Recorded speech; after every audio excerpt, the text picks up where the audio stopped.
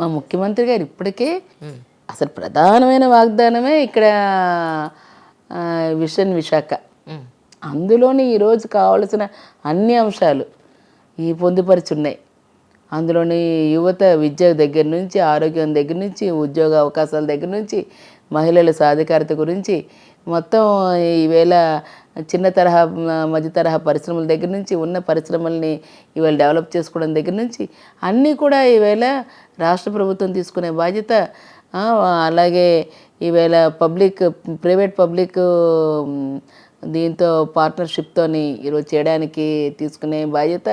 అలాగే కేంద్ర ప్రభుత్వంతో కూడా తీసుకొని నిర్ణయించుకుంది. ఎందుకంటే ఇవన్నీ వాటికి సంబంధించిన అనుబంధంతో ఉండేవి కాబట్టి కేంద్ర ప్రభుత్వం దగ్గర నుంచి క్లియరెన్స్లు వాటికి సంబంధించినవి కూడా ఇవాళ తీసుకోవాల్సిన బాధ్యత. వీటన్నిటితో కలిపి ఈరోజు చేయడానికి ఇవాళ 1,00,000 కోట్లతో పెట్టింది. ఖచ్చితంగా ఇవన్నీ ముందు సమర్థవంతంగా అయ్యేటట్టుగా నా వంతు ఏ ఉన్నా సరే కేంద్రంలో నా వంతు ఈ పరిసర ప్రాంతాల్లో ఏ చేసినా దానికి సంబంధించిన వాటి గురించి నేను ఆ సమస్యల మీద నేను తప్పకుండా ప్రజలకి ఇవాళ అందుబాటులో ఉండి ప్రజల అవకాశం ఇచ్చి నాకు పార్లమెంటు పంపిస్తే వారి వాణిని అక్కడ వినిపించి ఈరోజు ఖచ్చితంగా వారికి అండగా ఇవాళ ఉండడానికి, ఆ కార్యక్రమాలు చేయడానికి, అక్కడ నుంచి ఫండ్స్ తేడానికి నా వంతు నేను పూర్తి సహాయ సహకారాలు ఈ ప్రాంతానికి అందించడం. అవి ఫుల్ఫిల్ అయితేనే ఈ ప్రాంతం ఏదైతే అడ్మినిస్ట్రేటివ్ క్యాపిటల్గా వస్తేనే, మళ్ళీ ముఖ్యమంత్రిగా జగన్మోహన్ రెడ్డి గారు వస్తేనే ఇవన్నీ జరుగుతాయి. ఇవన్నీ ఈవేళ రానున్న ఫ్యూచర్ జనరేషన్కి ఈరోజు కంప్లీట్ ఫౌండేషన్ ఇప్పుడు వేసారు. దాన్ని పూర్తి స్థాయిలో వారికి ఇవాళ నిలదొక్కునే అవకాశాన్ని ఇక్కడ జరుగుతాయి. అటువంటి దానికి నేను తప్పనిసరిగా ప్రజలకి ప్రభుత్వానికి మధ్యలో వారధిగా ఒక ప్రజాప్రతినిధిగా నా వంతు పని నేను చేస్తాను. కానీ రీసెంట్గా నేను ఇక్కడికి ఒక ఇంటర్వ్యూకి వచ్చినప్పుడు ఒక కొండంతా తవ్వేసి ఇక్కడ సీఎం క్యాంప్ ఆఫీస్ కట్టారు. అక్కడ హరిత దానికి సంబంధించింది కూడా ఉండేది, దాన్ని తీసేసి ఇంత సైజులో చేసేసారనేది అపోజిషన్ పార్టీలో ఉన్న వాళ్ళ ఏమంటారు ఒక రాయనండి, లేదంటే ఒక మాటనండి. సో దాని మీద మీరేమి మాట్లాడతారంటే ఏం చెప్తారు? యాక్చువల్లీ ఏదైతే మీరు చెప్తున్న కొండ అన్నారు ఆ సంబంధించి గతంలోనే అంత హెరిటేజ్ సంబంధించి గెస్ట్ హౌస్లు, బిల్డింగ్స్ అవన్నీ పెట్టి ఉండేవి అక్కడ. ప్రతిపక్షంగా ఉండేటప్పుడు వారు చేశారు. ఈరోజు ఆ హోటల్స్ అవన్నీ అలాంటివన్నీ తీసి అక్కడ వచ్చి క్యాంప్ ఆఫీసులు అవన్నీ ఈరోజు పరిపాలనా రాజధాని తీసుకొస్తే ఒక భవన సముదాయం ప్రజల కోసం ఇవాళ చేస్తున్నారు.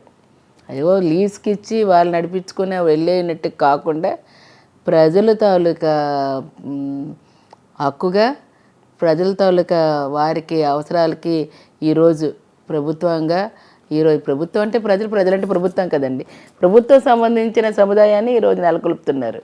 అంతేకాకుండా ఆ చుట్టుపక్కల అంతా కూడాను ఏదైతే ఇచ్చారో మిగిలిన భవన సముదాయం వాళ్ళన్నీ కూడా వస్తాయి. ఈరోజు ఉద్యోగ ఉపాధి అవకాశాలు కూడా వస్తాయి.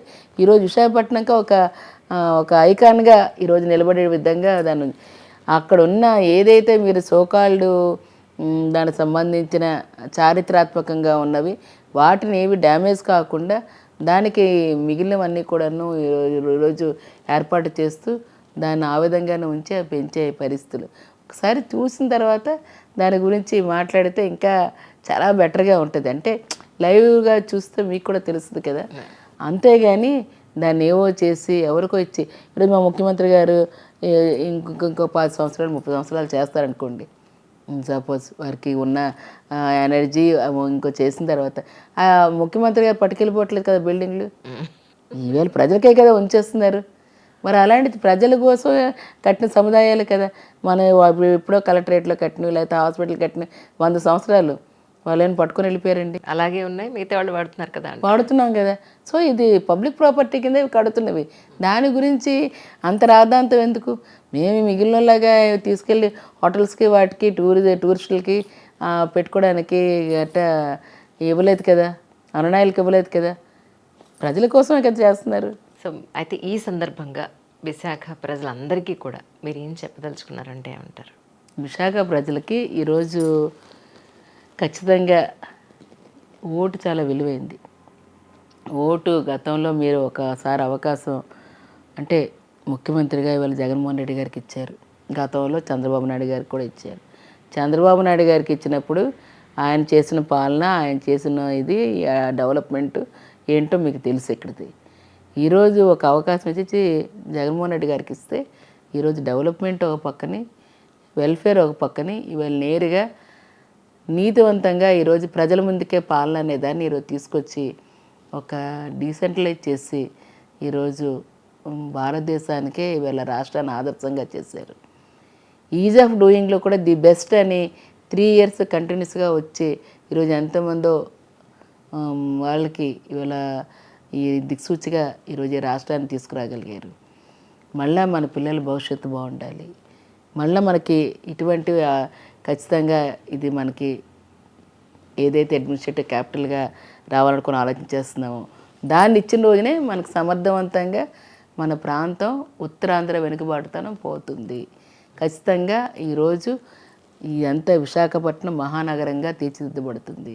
అటువంటి దానికి వచ్చేటప్పుడు మనం ఖచ్చితంగా అట్లాంటి ప్లాన్తో ఏదైతే మేము చెప్పామో విశాఖపట్నమే అభివృద్ధి ఈరోజు మనకి విషన్ విశాఖ ఏది తీసుకున్నామో దాన్ని పరిపూర్ణంగా చేయాలంటే మహానగరంగా మారి మన భవిష్యత్తులు మారాలి, మన తలరాతలు మారాలంటే ఉత్తరాంధ్ర వెనుకబడతనం పోవాలంటే ఇవాళ ఖచ్చితంగా సమర్థవంతమైన నాయకత్వాన్ని మనకు అందుబాటులో ఈరోజు అవకాశాన్ని ఇస్తున్న ముఖ్యమంత్రిగా జగన్మోహన్ రెడ్డి గారికి ఈవేళ అందిస్తే మీ విశాఖ ఆడపడుచుగా మన విశాఖపట్నాన్ని బాగు చేసుకోవడానికి మరి ఇక్కడ స్థానికురాలుగా నేను వారందరినీ కూడా రిక్వెస్ట్ చేస్తున్నాను.